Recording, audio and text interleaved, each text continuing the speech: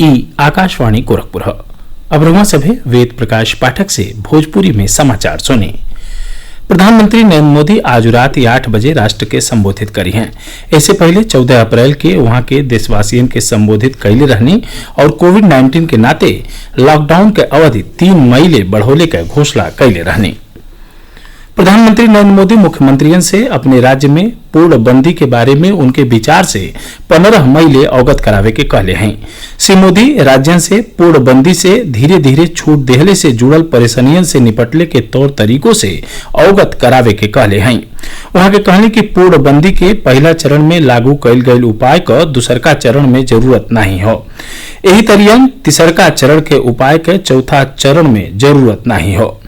Corona संकट से उबरे बदे राज्यन के मुख्यमंत्रियों के साथे चर्चा में काल प्रधानमंत्री कहला कि संक्रमण के इलाका के बारे में हमनी के लगे साफ साफ जानकारी हो। पिछला कुछ हफ्ता में जिला स्तर तक के अधिकारी संचालन प्रक्रिया के अच्छी तरह से समझ ले हमें।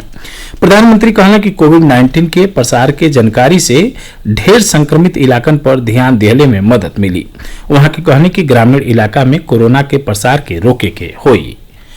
भारतीय रेल आज से विशेष यात्री रेल सेवा फिर से शुरू कैले हो। शुरू में 15 जोड़ी रेलगाड़ी चलावल जाइ हैं। यह रेलगाड़ियन के नई दिल्ली स्टेशन से विशेष रेलगाड़ी के तौर पर चलावल जा रहा हो और ई डिब्रूगढ़, अगरतला, हावड़ा, पटना, बिलासपुर, रांची, भुवनेश्वर, सिकंदराबाद, बेंगलुरु, चेन्नई, तिरुवनंतपुरम, मडगांव, मुंबई सेंट्रल और जम्मू तवी से जुड़े हैं। आकाशवाणी का समाचार सेवा प्रभाग आज वो अपने फोन इन कार्यक्रम में कोरोना संक्रमण पर एगो विशेष परिचर्चा प्रसारित करी।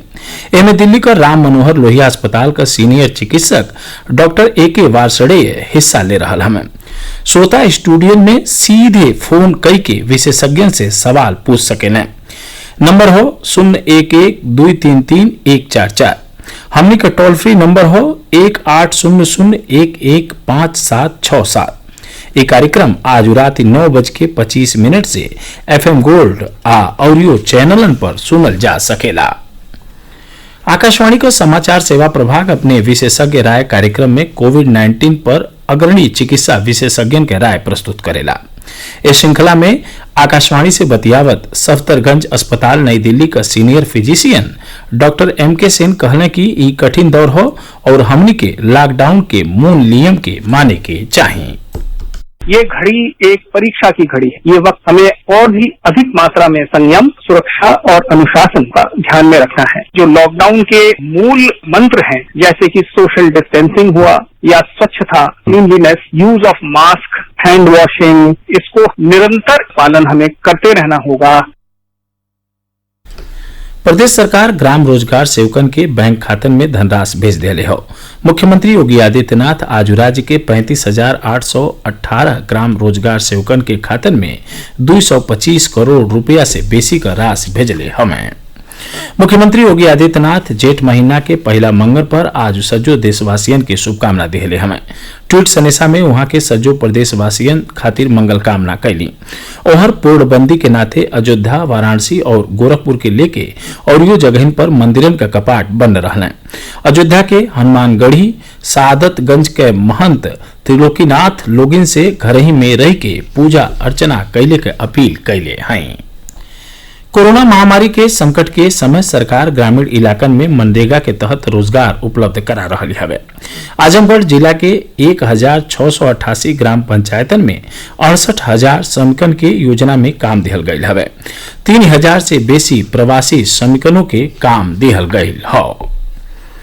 केंद्र सरकार कोविड-19 से प्रभावित कलाकारन खातिर संस्कृत मंत्रालय के ओर से कोनो राहत कार्यक्रम शुरू कैले का खंडन कैले हो। पत्र सूचना कार्यालय एगो ट्वीट में कहले हवे कि यह तरह का सूचना पुरहर तरीका से झूठ है और संस्कृत मंत्रालय चाहे ओकरे अधीन संगीत नाटक अकादमी यह तरह का कोनो कार्यक्रम शुरू नहीं कैले हो। ईमेल, SMS और व्हाट्सएप पर प्रसारित संदेशन में भारत सरकार की ओर से कोविड-19 से पीड़ित कलाकारन खातिर एगो राहत कार्यक्रम शुरू कैल गये के दावा कैल जात रहल हो। अयोध्या में सरयू नदी में डूब गये से आज 2 नौजवानन के मौत हो गई। दोनों नौजवान मौनी माझा इलाका के रहे वाला रहने। पुलिस के हिसाब से दोनों नौजवान बालू घाट पर नहाए गये रहने, जहां गहिर पानी में गईले के नाते हादसा भयल। एकरे साथ ही भोजपुरी समाचार बुलेटिन पूरा भइल। नमस्कार।